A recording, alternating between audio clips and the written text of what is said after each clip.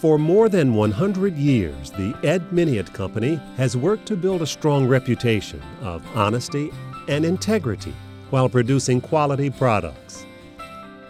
Ever since Michael Miniat moved to Chicago from Lithuania in 1896, he began a business distributing fresh meat straight from the Union stockyards to a growing number of loyal customers. Those small businesses appreciated Miniat's efforts to use his horse and wagon to rush to them perishable merchandise. And he'd put all of this stuff on a wagon and he'd go peddle. And he'd have barrels. And in those days, refrigeration was not the greatest, if any at all. And so it was paramount that when he'd leave the stockyards to go deliver, you'd have to do it real fast. My great-grandfather peddled from a wagon with horses. My grandfather then with trucks, and they developed a route of business throughout the Chicago, south side of Chicago, let's say, and the Chicago area suburbs. By 1917, Michael's son Ed began working in the family business. This would be the beginning of a long line of Miniat family members who would join the company.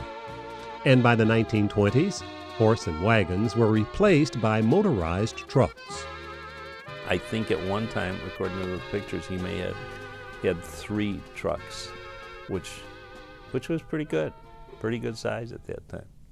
But it was almost 40 years later, in 1958, when Ed Miniat Sr., Ed Miniat Jr., and Ron Miniat formed Ed Miniat Incorporated, deciding that their growing business needed legal paperwork to protect the company name. They talked that they wanted to get away from what they called the meat peddling business. They were operating off a dock at about 38th and Emerald Avenue in Chicago. They said they'd like to do something, and what would I suggest, and so forth. And they said, well, if you're seriously going into the business, you should incorporate. So they agreed, and a corporation was formed in June of 1958. The Miniat owners worked just as hard as their employees. It was tough, back-breaking work, lifting sides of beef that weighed almost as much or more than they did. But I used to go home the first week and sleep with my eyes open. Was so tired. For the next 10 years, the meat industry began undergoing a huge change. The stockyards in Chicago started losing business when the cattle companies began moving west to where the herds were grown and fed. The major packers moved out. What was once just an enormous industry in Chicago dried up, and then the only people that were left were little specialty players like us. And instead of shipping millions of heads of cattle to the yards, the companies began slaughtering and breaking cattle in 20 states in the West.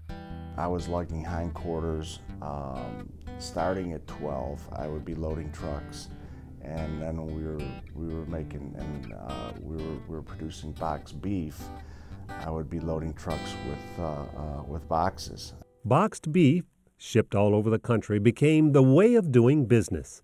So in 1966, Miniat also made the transition from peddling meat to fabricating boxed beef. When I look back, I feel that the generations reinvented themselves. There's a sense of each generation, in each generation of leadership, has a sense of building their own business. By 1972, Miniat bought the South Chicago Packing Company at 945 West 38th Street and entered the edible rendering business. Again, the company was adapting to change in the new facility. And then started operating out of here, doing that same process of what they called breaking cattle. And that was just taking these big sides of beef and basically cutting them down to size and boxing that and selling that to retailers. The history there was hired a gentleman named Gene Mattern, and Gene Mattern came over and really started with our fats and oils division.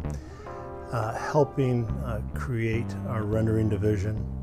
And we sold, as you probably know, a lot of our material across the street to Interstate Foods. And they, in turn, took it and made McDonald's 97.3 blend out of that. So we sold just bulk material right across the street.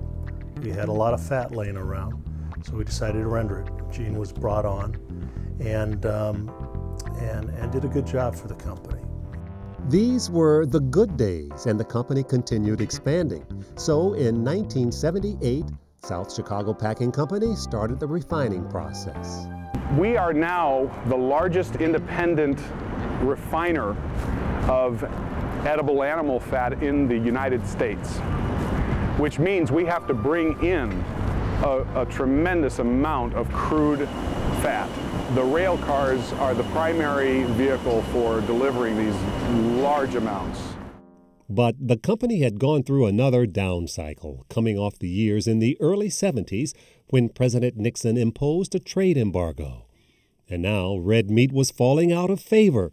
So by the 1980s, Michael and David Miniat entered the business and began developing the Miniat cooking process. By 1996, the Miniat Company built a state-of-the-art cooked meat facility in South Holland, Illinois.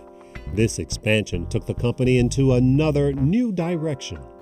The restaurant side didn't have as much of that because cooked meats in a restaurant were a little bit newer, you know, and so we had to learn how to continue to be more proactive. We started investing in product development more, and then we invested in the culinary side more. Sure enough, the company continued to grow and prosper. And in 2007, David Miniat was named chairman for the American Meat Institute for 2007 through 2008. And in 2009, Miniat opened the Culinary Center and new headquarters on the premises of the South Holland cooked meat plant. And today, the company is stronger than ever, with a growing customer base and continued family involvement. We've always known our customers very well, but to get to know the other parts, to get to know what the industry is, who our competitors are, who our suppliers are, and what's going on in that industry. And so we've made a lot of efforts that way, and I think it will have a lot of benefit for us in the future. A future that will still challenge the Miniat family to be flexible and adaptable for change, all the while servicing customers as it has for over 100 years, standing for honesty, reliability, and the highest standards for excellence. And my dad always reminded me of one, it was humility. And I do believe this company is a humble company. It under-promises and over-delivers.